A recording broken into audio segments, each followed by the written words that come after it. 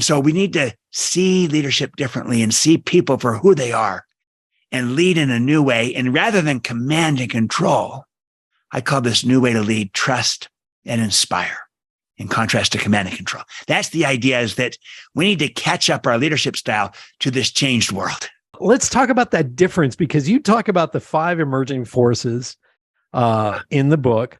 And one of them, several that stood out, the workforce has changed, the workplace has changed, and your choices have changed. So let's dig into that, because I know we have people listening on my show that are from all generations. And here we go. We're going to show you the generational divide, ladies and gentlemen. Yeah, absolutely. As many as 5 generations today at work, depending on how you want to define it. And the thing is, these generations, especially the younger generations, have completely different expectations of how they want to be engaged, how they want to be led. And there's things that baby boomers in particular, or traditionalists, or even some Gen X, that will kind of accept that this is just the way it is. Right. You know, that yes, business is kind of hierarchical or top down and the like, and you just kind of deal with a lot of stuff you don't like, and that's just part of it. But some of these younger generations, Gen Z, millennials as well, and then this, I'll tell you what, this upcoming now for generation, we're just barely starting to see this, they just won't tolerate this.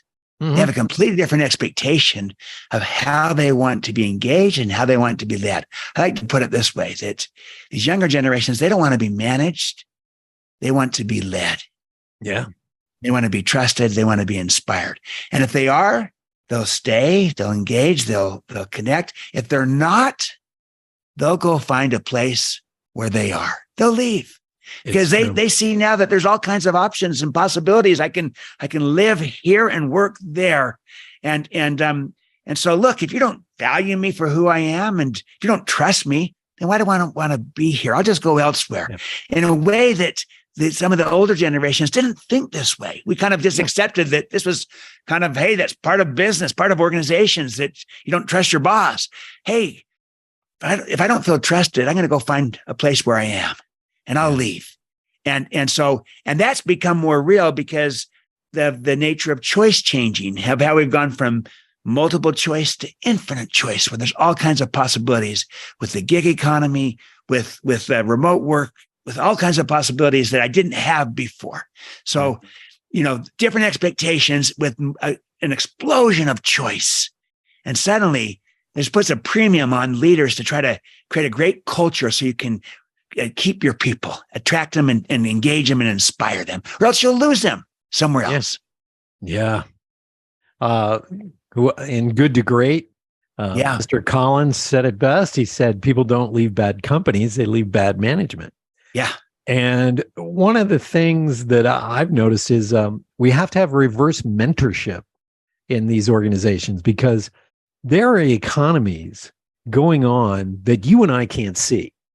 So as boomers, what did we do? When you drive down Main Street, you'd look and you'd see if stores were packed on Christmas Eve. You could see the economy physically right in front of you. Today, you can't do that because, and let me point this out, when Iron Man, let's say Iron Man, the movie came out in, I believe it was 2008. The movie over one weekend made $98 million. Pretty impressive, right? Right. The video game came out the same weekend and it made $200 million.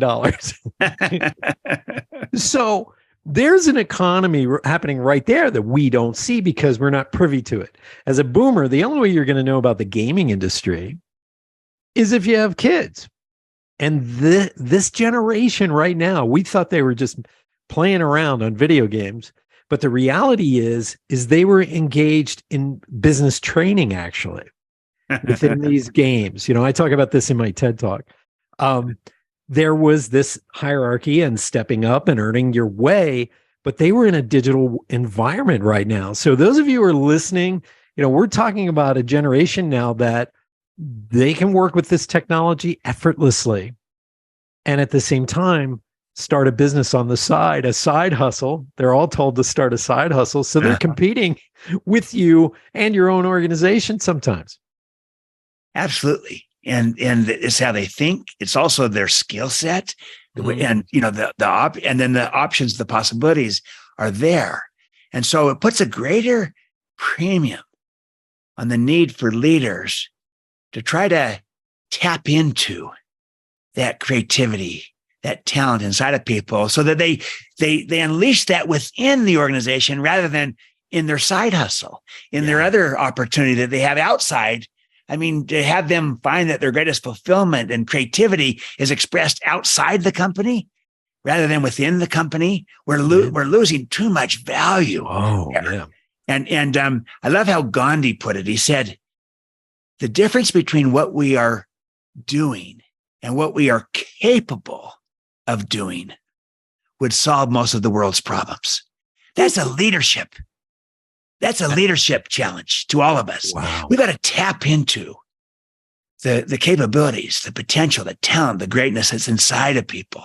And I'll tell you what, as we do that, if people feel like they can find their voice within our organizations, that they can really develop their potential. And if we can, as a leader, become the catalyst that sees and communicates and develops and unleashes the greatness inside of people, then that's when they choose to stay and give everything they can. They become not just engaged, but even inspired. And they do it within the organization as opposed to feeling like they have to go elsewhere to find that opportunity. What a difference. And that's a leadership opportunity and challenge. Let's say you're listening and you're a baby boomer leader or even a Gen X leader. You've been taught to, let's say, why should I thank this person? Or why should I mentor them? Or why should I get involved like this? What are your first steps in changing that paradigm in our heads to really get in there and inspire the workforce culture? Well, it's some of the data and the research that came out in this Trust and Inspire book, that if you look at the data of what it is that people want today, I look at the Zenger-Folkman study that looked at 16 different competencies that people would like to see from their leaders. So all these different possibilities of what you want to see from your leader.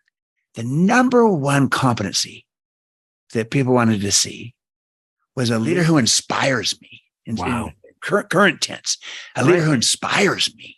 That I want to be inspired, and too many choices and options. So I want to be inspired, and so that idea that if you just kind of look at the data, how you get into this is to recognize we don't see the world as it is. We see the world as we are. Our head creates our world. So what if we could get into other people's worlds? What do they want? They want to be inspired. And I've learned this. It's not just the younger generations that want to be inspired. They clearly do.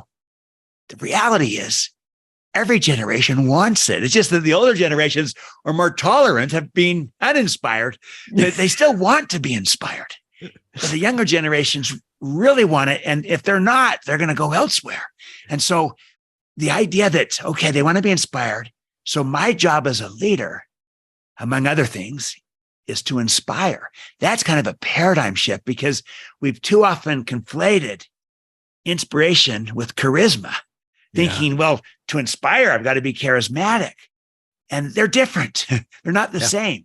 I mean, think about this, Brad. I know some people who are charismatic, but who are not inspiring. And I know others who no one would describe as charismatic, but who are extraordinarily inspiring because of who they are, how they lead, how they connect, how they care, and how they connect people to purpose and to meaning and to contribution. And the idea is that everyone can inspire. It's a learnable skill. So we can be that bridge, and we can bring what every generation wants, especially the younger generations, which is purpose, meaning, and contribution, to be inspired. And we can be that leader.